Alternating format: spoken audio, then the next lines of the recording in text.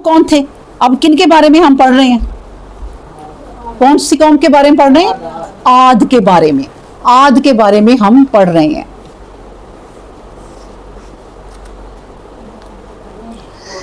जो आद कौम थी ना, जिसके बारे में मैं आपको बता रही हूँ, गौर कर लें ज़रा कि जो आद कौम थी ना, ये लोग आज का जो मौजूदा यमन है और हिजर मौत के इलाके में ये रहते थे। ये आज भी इनका जगह है, निशानियां हैं। ये जो आद कौम थी ना, इनकी बात अब हो रही थी जो अभी हम कर रहे थे कि मुसलसल अल्लाह तबारक व तआला ने इनके ऊपर 7 रातें और 8 दिन क्या किया था? होलनाक आंधी आई थी, बड़ी खतरनाक आंधी मुसलसल। आप सोचें जरा कि 1 घंटा आंधी आए ना तो क्या से क्या हो जाता है। उन पे 7 दिन और 8 रातें, एक रात और फालतू दिन के साथ मुसलसल आंधी चली थी उनको। और वो क्या करते थे? वद, सवा, यगूस, याऊक और नसर, ये उन्होंने बनाए होते थे अपने बुत, और इनको मुख्तलिफ जगहों पे लगाया होता था और ये इनकी पूजा करते थे। अल्लाह अकबर। और बड़े बड़े महल बनाते थे। ये जो अल्लाह तबारक व तआला ने फरमाया ना कि नबी ने उन्हें कहा कि ये बड़े बड़े महल क्यों बनाते हो भाई, इतने से गुजारे के लिए जिंदगी बना लो।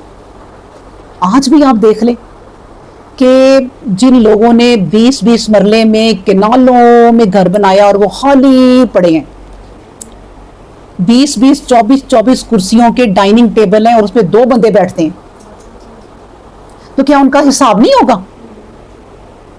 तो क्यों भाई ये शोशा, क्यों ये खाम खा का हिसाब अपने पल्ले कर लिया? अब जितना तुमने घर वो किनालों में खाली छोड़ा हुआ है, उस तरफ को कभी गए भी नहीं, तो वो जितने लोगों के पास एक कमरा भी नहीं है रहने को, क्या हिसाब नहीं होगा? जितना लोगों का, ये अमीर लोगों का जितना गराज होता है ना, 20 गाड़ियां भी खड़ी हैं और फिर भी खाली, उस गरीब का 1-2 गाड़ी खड़ी करने पर घर होता है। तो क्या ये सब हिसाब नहीं होंगे? होंगे ये हिसाब। लोगों को सोचना चाहिए कि ये महलात जो इतने बना रहे हो किस काम के आने हैं, इनका हिसाब ही बस देना पड़ना है, काम तुम्हारे इतने नहीं आने। तो इसलिए क्यों बनाते हो भी फालतू की चीजें इतनी? अल्लाह अकबर। तुम तो ऐसे बनाते हो जैसे तखलदून, हमेशा ही तुमने यहां रहना है। अल्लाह अकबर। समान 100 बरस का, पल की खबर नहीं। माशाल्लाह। तो ये है जिंदगी।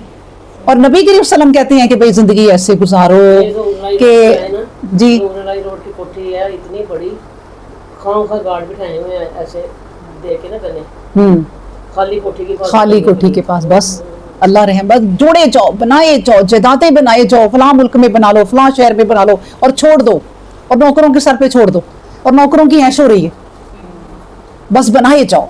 अल्लाह अकबर। अच्छा, तो मैं ये कह रही थी कि इस तरह नबी करीम सल्लम तो कहती हैं कि भाई इस तरह जिंदगी गुजारो कि जिस तरह ना तुम दुनिया में अपना मुसाफिर हो। और मुसाफिर क्या होता है? अपना सामान ज्यादा खलार खलूर के नहीं बैठता।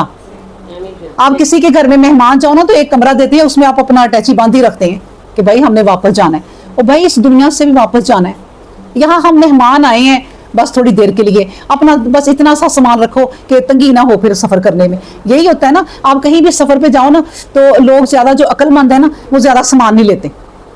वो कहते हैं यही हम इस्तेमाल कर लेंगे चीजें बार बार, कि कौन इतना सामान उठाए वो सफर में। और कई बेवकूफ ऐसे होती हैं, गाड़ियां भर लेते हैं, डिग्गियां भर लेते हैं, ये भी रख लो, वो भी रख लो, 4-4 जूतियां रख लो, ये कमरे के लिए, ये बाहर के लिए, ये इधर के लिए। तो वो बोझ ही है ना सर पे। तो इसी तरह कि दुनिया भी जो हम गुजारने आए हैं ना, मेहमानों की तरह, बस थोड़ा सा सामान उतना ले लो जितना कि गुजारा हो जाए। ये नहीं मैं कहती, कोई भी आलम नहीं ये कहता कि बहुत तंगी से चलो जिंदगी गुजारो। हम तो गुजार ही नहीं सकते, जिनका मैं अभी बता रही थी कि वो सहाबी, वो गुलाम जिस तरह कुर्बानियां दे गए इस्लाम के लिए, हम तो ये कुर्बानी नहीं दे सकते कि 10 सूट पड़े हैं 5 दे दें। हम तो ये नहीं कुर्बानी दे सकते कि अपनी अलमारियों को हम हल्का कर लें, घरों को क्या हल्का करना है। अल्लाह अकबर।